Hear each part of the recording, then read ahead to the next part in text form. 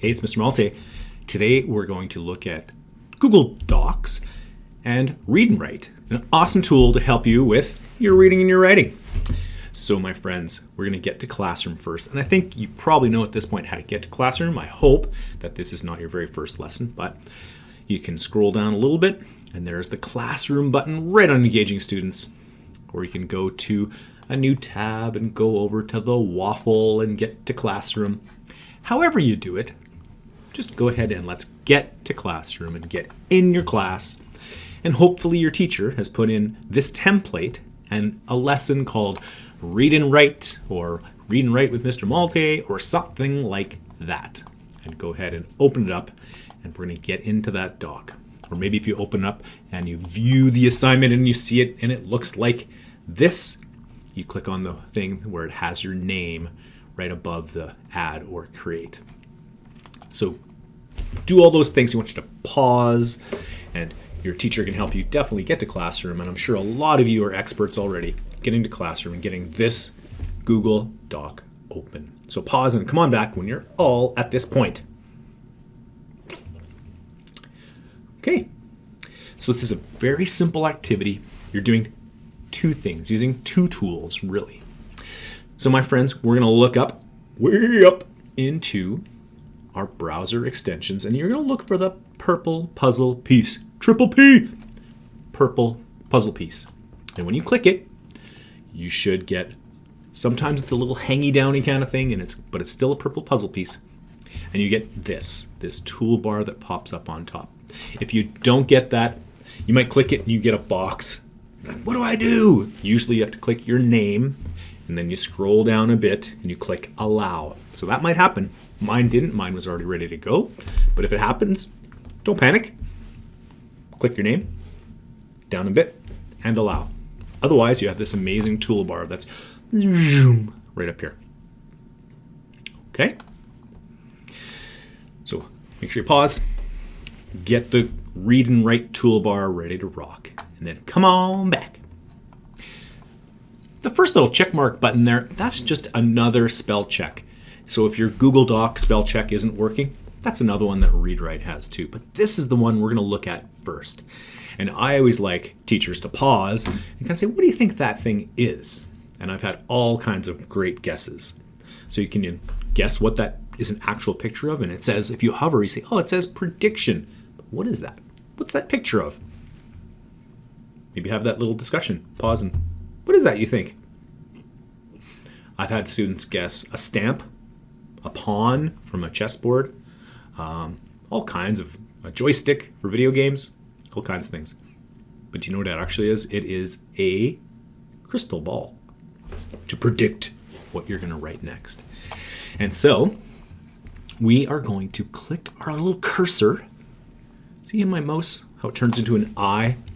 Well, I want you to type right there in this box. Make sure it's clicking and flashing in that box. Then we're going to go up and we're going to click on that little crystal ball. Boop. And when we do, we get a list of words. And you can actually turn it on, teachers, and I'll show you in a sec, so that it reads those words out. But what I'd like you to do is start writing a little sentence about your day. So remember, hold down Shift and T. Today. There's today right there, number 3. And you can click on it. Today I played, there it is, at recess. Now recess, I always forget. I think it has, does it have one C? Is it recess? Aha. And there it pops up. Period. Oh, I made a mistake. Remember, if you click when you get the red line, that is your helpful checker right there. And it's saying, I don't know. Look at it fixing my work for me. Today I played during recess. So much better. Thanks, Google Docs.